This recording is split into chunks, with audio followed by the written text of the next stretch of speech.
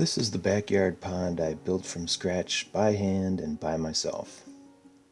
Other than the mechanical pump I use for a waterfall, I don't have any sort of man-made store-bought filter system. No pressure filters, bioballs, media pads, charcoal packets, skimmers, bacteria additives, UV lights, barley straw, and not a single drop of any sort of chemical claiming to keep your pond crystal clear and algae-free. This is the fourth pond I've built in my lifetime, and I've used all that stuff in the past. I spent hundreds of dollars, countless hours of cleaning and maintaining, tweaking, testing, and researching. Browse any pond supply website and you'll see oodles of products that the experts say you must buy. But do you? I don't know about you, but I've seen my fair share of crystal clear and healthy looking lakes, ponds, rivers, and streams out in the wild. Nobody's taking care of them except for Mother Nature. When I planned to build this pond, I had one main goal in mind. I wanted it to be as natural as possible. The big exception was to use a manufactured and very much unnatural pond liner. After all, a pond isn't much of a pond if it doesn't hold water. The second exception is the previously mentioned pump that I used to have a waterfall. Unnatural, yes, but all it does is move water from one spot to another, so I decided to let that one slide too. As of this recording, my pond is only 11 months old. How is my experiment working? Is it an algae-clogged cesspool or a shimmering beacon of crystal clear, life-giving water? We'll get to that, but first, let's step back in time for a moment. When my wife and I toured what turned out to be the house we would buy in the spring of 2018, I took one look at the patch of playing grass in the backyard and I immediately knew that would be the spot for my future pond project. It was perfect. We'd get a great view of the pond from the kitchen window and nearby trees would provide shade in the morning and afternoon. The garage was right there to provide any electrical outlets I would need, and I checked that there were no buried utility lines I needed to worry about hitting with a shovel. A year would pass before that shovel would hit the dirt, but in May of 2019 I got started. Digging a pond can be daunting, but the process is pretty simple. All you really have to do to get started is decide on the size and shape and get digging. Like I mentioned earlier, this would be my fourth pond that I've dug, and I've learned a valuable lesson along the way. Nobody ever wished they'd made their pond smaller. My new pond would end up being about 4 times the size of my last one, and I can honestly say that I'm satisfied this time around. For now. A larger pond has its advantages. Besides looking nice, a larger volume of water offers a far more stable ecosystem and can support more fish and wildlife that will naturally find your pond and call it home. Back to the digging. So much digging. I'll admit I toyed with the idea of renting equipment to help with the dig, but after checking out the insane rental charges of even the smallest of backhoes, I ditched that notion and picked up my trusty shovel. I know this next bit is going to sound a bit corny or whatever, but I enjoy the process of digging a pond by hand. I work in an office all day and sit at a desk. There's something to be said about the slow and methodical process of digging a hole in the ground. I find simple physical labor to be almost therapeutic. I stick in my earbuds, listen to a podcast, or just let my mind wander and just dig. When I'm done, I'm covered in sweat and dirt, I'm exhausted, and my back is sore, but I'm satisfied. I feel a sense of accomplishment. It's something tangible that I did, and I really enjoy that. Now, does that mean it was fun? Not even a little bit. Digging a pond by hand without any help is back-breaking, sweaty, miserable work. And our land is lousy with rocks. Almost every single time I sunk my shovel blade into the dirt, I hit a rock. It was maddening. But hey, free rocks. Most people have to actually buy rocks for their pond projects, so you gotta look at the bright side.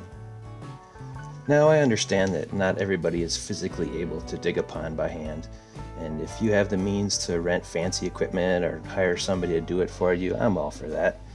But personally, I find the whole process to be good for the soul and it's great exercise.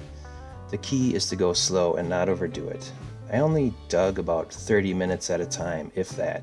If you accept the fact that it's going to take a long time, all you have to do is chip away a little bit at a time.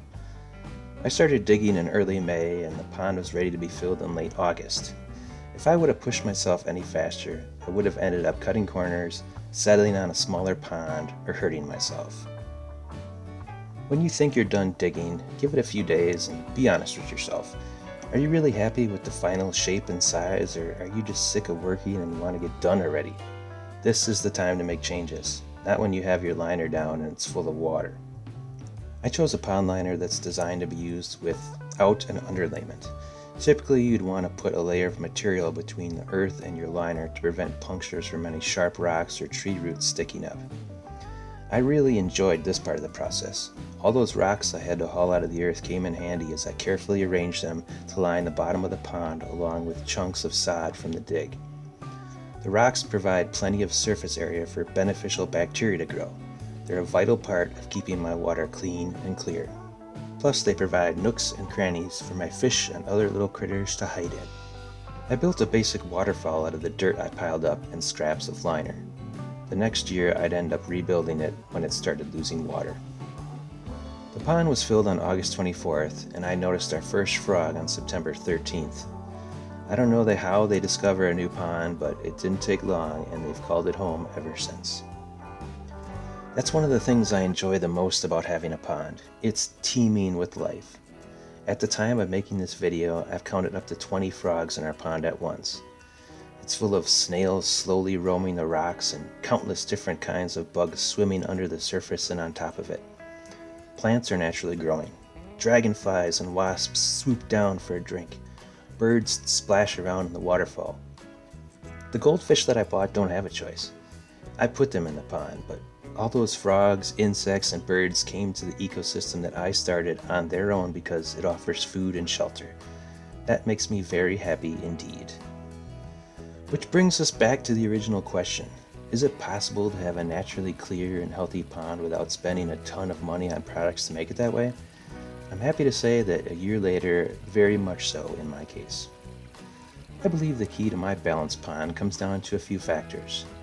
Number 1, rocks.